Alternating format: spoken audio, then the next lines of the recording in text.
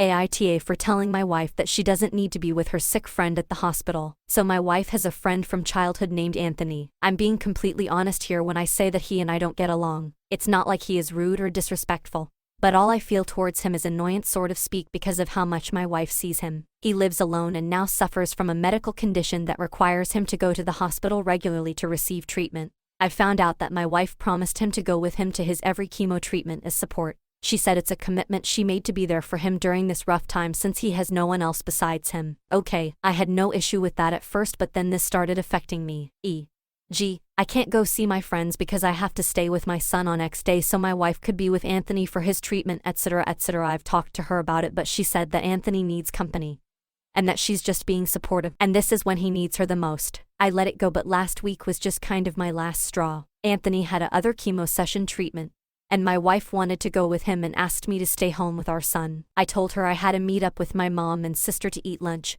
and that I won't be home. She said she needed to go be with him, and I kind of flipped out at her and said that she doesn't need to be with him and could literally go see him at home the next day or something. She threw a fit and called me cruel for forcing her to leave Anthony by himself since she's all he has and that I was making her look bad. She also said my appointment with mom and sister wasn't as important as a chemo session, but I decided to just leave to end the argument. She ended up staying at home but kept ignoring me when I got back, calling me selfish for not letting her be there to support Anthony with what he's going through. Some of her girlfriends think I'm being a controlling jerk with no consideration for Anthony and what he's going through. AITA. Story 2. AITA for giving my part of the inheritance to my brother when my sister needs it for her IVF. My father died a few months ago and his estate is now being divided between me and my 2 siblings. I have enough money and don't really need the inheritance. My siblings and I were talking about the money hat is supposed to be divided 3 ways. I'm childless. My brother has 3 small kids and my sister has been trying for a baby for over a decade now. I told them since I don't need the money,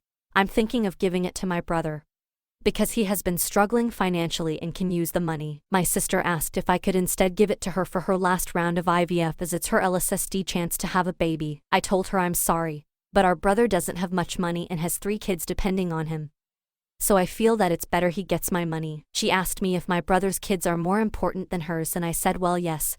The living children take priority over the imaginary. She was very hurt, called me an off for 1 not helping her out and 2 insulting her and belittling her struggles. Story 3. AITA for asking my son to get a paternity test. My son has found out one of his ex-girlfriends is 8 months pregnant. He knew nothing of the sort of her being pregnant until now, and now he's just expected to accept everything, no questions asked. My daughter is good friends with this girl and knew about her pregnancy but said nothing to us because her friend asked her not to. My son was head over heels for this lady, but she ended up breaking his heart by cheating on him and was very needy and manipulative. He spent a lot of money on her because she would ask for gift my son couldn't even afford and convince him to use one of my credit cards to achieve it. My daughter, who isn't currently living with us and is actually rooming with her by her college, is also being manipulated by her and thinks she only does good and doesn't believe that she convinced her brother to use my credit or that she even cheated. Showed up with my son's ex-girlfriend at my door to help her tell us that she's pregnant. When I seen her there at my door visually pregnant, I knew she was gonna be saying that my son is the father of her child and immediately said that my son will not be putting in any money or time until there is a paternity test proving that is his child. My son backed me up and agreed. My daughter was horrified by my comment and accused me of encouraging him to be a deadbeat father and was upset I didn't even give them a chance to explain themselves. My son's ex starting crying, saying you always assume the worst of me and that she went 8 months of pregnancy alone,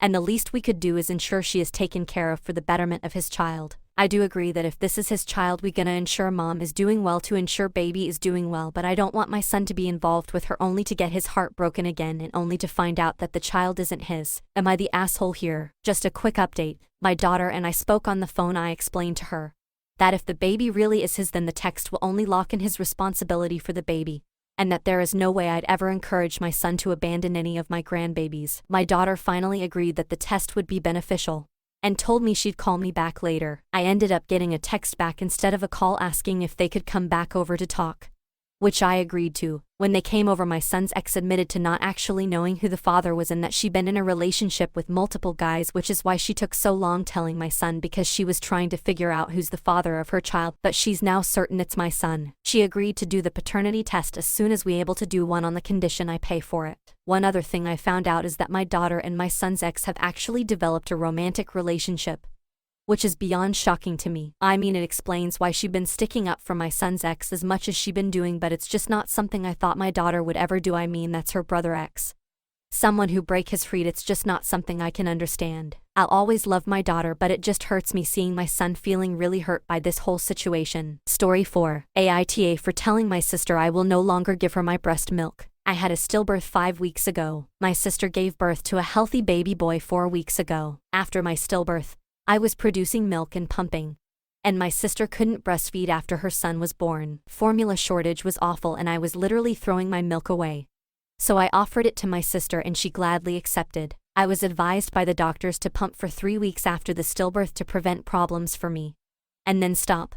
Otherwise I'd just keep producing milk. Due to the formula shortage, I have been pumping for 5 weeks now to give the milk to my sister. Now that there is more formula in stock and she has been able to go buy it, I told her I'll stop pumping. She told me her son has stomach problems after the formula and asked me to keep pumping. I told her I emotionally cannot handle it any longer. She said I am being selfish and she already has to feed her son by bottle. I told her I'm sorry and I can pump for a few more days so she can put some in the freezer and have some backup until she finds a better formula for her son.